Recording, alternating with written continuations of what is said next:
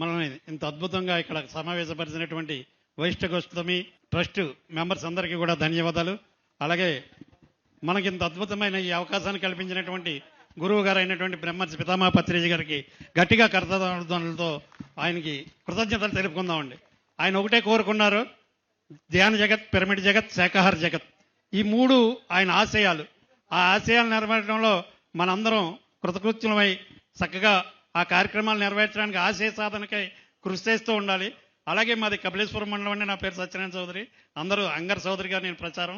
అది మన కపిలేశ్వరం మండలంలో పబ్లిక్ పిరమిడ్లు 4 తయారై ఉన్నాయండి, 16 గ్రామాలకి. అది మండపేట నియోజకవర్గంలో ఉంది.